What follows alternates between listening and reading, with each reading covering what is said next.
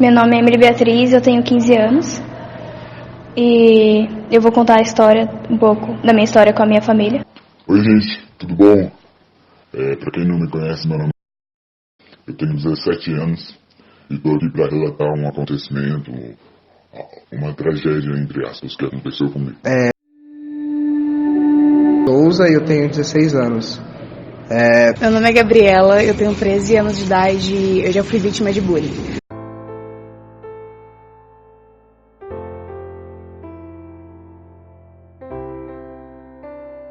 Quando eu tinha 6 anos, mais ou menos, meus pais se separaram e eles brigavam muito, tipo, de sair na porrada mesmo. E eles se separaram. Quando eu fiz 7 anos, o meu pai sofreu um acidente de carro. Aí ele voltou pra casa e ele resolveu comprar uma moto. Uns meses depois, ele sofreu um acidente de moto. E ele ficou internado 1 mês, mais ou menos. Teve que raspar a cabeça, acho que ele teve traumatismo craniano. Tudo começou quando eu era pequeno. Eu passei por uma experiência não muito agradável, em que eu fui abusado sexualmente. E isso sempre me deixou aéreo. Eu sempre quis disfarçar isso de uma forma que ninguém perceba. Sempre busquei ser o engraçadão. Eu sempre, enfim, sempre mascarei esse fato. Há cerca de 1 ano, foi no começo de 2015, eu comecei a ter 2016, desculpa. Eu comecei a ter um relacionamento sério com uma garota. Não era tão aberto aos meus pais, mas eu acho que eles percebiam que eu tinha. E infelizmente a gente teve algumas discussões porque ela pertencia à minha religião. E nisso, como ela pertencia à minha religião, seria muito mais fácil eu, no momento certo, eu poder abrir com meus pais que eu namorava com ela. Desde os meus 6 anos de idade eu comecei a sofrer bullying. Pelo meu sotaque, que eu não sou aqui de São Paulo, eu vim do Ceará. Porque na época eu era bem cheinha, então as pessoas não me aceitavam do jeito que eu era e eu começava a concordar com os pensamentos negativos das pessoas sobre mim. E eu comecei a me machucar por isso. Eu admito que eu comecei a me cortar a partir dos 9 anos de idade. Eu não me aceitava. Eu lembro que foi um dos dias mais marcantes da minha vida com isso, que foi o dia que eu olhei no espelho. Eu falei 10 vezes que eu me odiava e que as pessoas estavam certas sobre os pensamentos delas sobre mim. O que eu mais fiquei triste nesse momento foi porque no tempo que ele estava internado, como eu não podia visitar ele porque eu era muito nova, eu escrevi uma carta. Eu desenhei eu e ele pra... Ele não tava falando nem nada no hospital. O máximo que ele fazia era mexer os dedos. E eu não podia ir. Aí eu escrevi essa cartinha pro meu avô levar pra ele. Mas no dia que meu avô levou, eles foram de tarde. No mesmo dia o médico apareceu e falou que meu pai tinha falecido às 11 da manhã. Eu sempre busquei esconder porque, por causa com medo da reação das pessoas ao meu redor. Eu era pequeno, não tinha muita noção do que estava acontecendo, enfim, eu não fiquei por medo, até repúdio também. Criança, tá inventando, então. Eu nunca tive coragem de contar. Eu sempre guardei isso por muito tempo. Sempre mascarei, sempre busquei ser quem eu não sou. E aí, ela do nada, eu acho que deve ter acontecido alguma coisa com os pais dela. Ela parou de querer seguir os nossos princípios e quis sair. Isso não foi um problema pra mim, mas eu sabia que poderia ser algum problema pros meus pais. Então eu quis conversar com ela pra saber, né, qual eram os motivos dela e se a gente continuaria. O que acontece é que ela falou que tudo bem, a gente se decidiu e a gente continuou junto. Um pouco brigado, mas a gente tava junto. Esse é o ponto. Infelizmente, eu gostava muito dela. Infelizmente, depois de algum tempo, veio a época do carnaval e algumas religiões, quem é evangélico sabe, tem o famoso retiro. A minha religião é diferente. A gente foi pro retiro e quando a gente estava lá, eu procurei por ela e falei, ela não veio. Os líderes dela falaram que ela não quis vir, eles foram até a casa dela, falaram que ela não quis vir. E isso me senti mal, mas tudo bem. Continuei no retiro, fiquei feliz, voltei feliz. Mais ou menos 1 semana, 2 ali, depois ela me chama, ela me liga e fala que ela precisa conversar comigo. E eu pensei que era sobre esse assunto de novo. eu cheguei, eu falei, eu vou ser o mais calmo possível, porque, né, respeitar a opinião dela sobre o assunto. E quando eu cheguei lá, ela olha pra mim e diz que tá com suspeita de gravidez. Um tempo depois, a minha mãe resolveu mudar de casa comigo e com a minha irmã. E a gente veio morar mais perto de onde eu tô agora. E foi quando a minha mãe começou a se envolver com umas coisas, com os amigos meio errados, e mexer com os negócios não muito bom. E ela acabou também falecendo por causa disso. Ela morreu de overdose de cocaína. E eu lembro que isso me marcou muito, porque foi a época que eu mais me machuquei, sabe? Eu fiquei muito magoada, eu não me aceitava. Meus pais, meus primos vinham na minha casa me visitar, falavam que isso ia passar, só que eu não acreditava. Eu estava já no início de depressão. Isso sempre me atormentou desde a infância até os dias de hoje, me atrapalhou muita coisa. Não busque esconder o que isso afetou. Por quê? Porque isso vai acumulando, vai criando uma bola de neve. Uma hora vai causar uma avalanche. E esse avalanche pode causar diversos problemas. Como o primeiro, depressão. Quando ela fala isso pra mim, eu nunca fiz nada com ela, tá, gente? Esse é o caso. Eu nunca cheguei a fazer nada mais pesado, além de, eu acho que, nem de ficar direito, do jeito que algumas pessoas ficam. Ela olha pra mim e eu falo, não é meu. É a primeira coisa que eu falo. Quando eu falo, não é meu, eu nunca fiz nada com você, ela fala, eu sei que não é seu.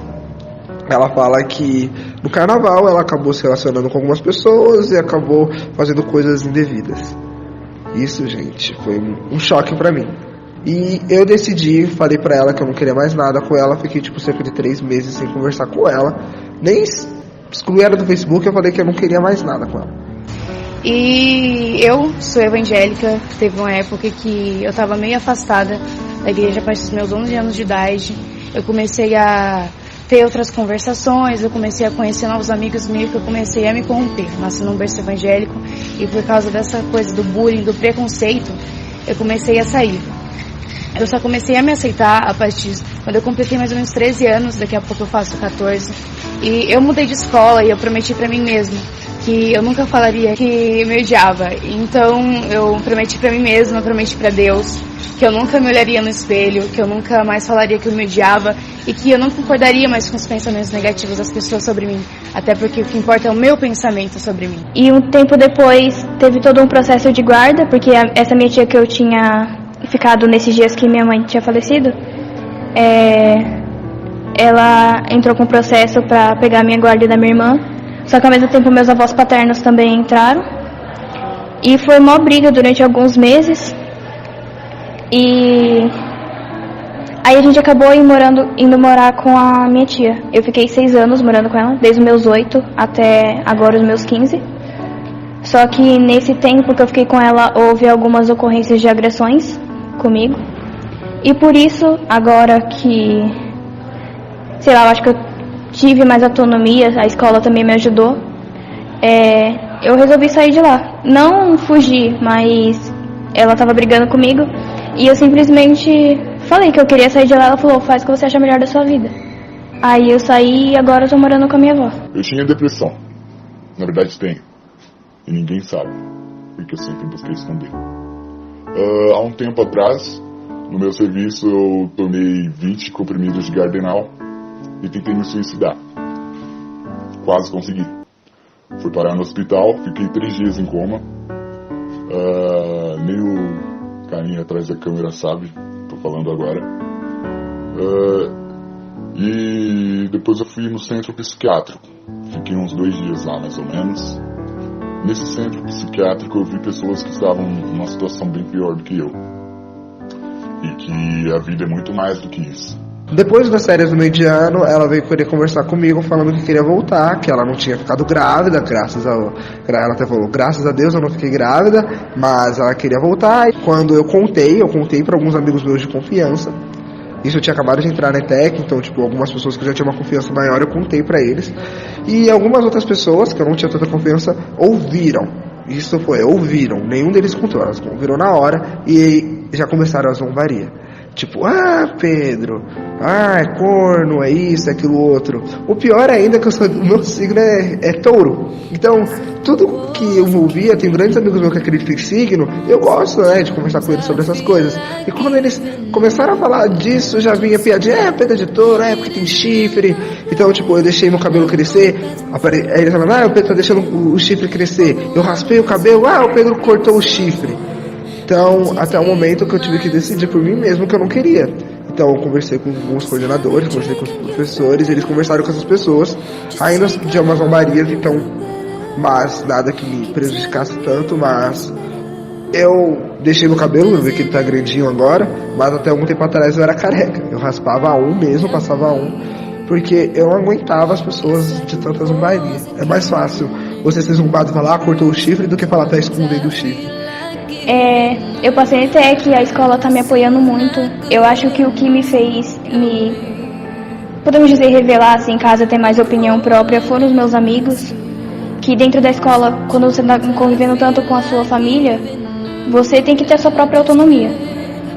E com isso eu acho que eu tive mais a liberdade de não ter que ficar sofrendo.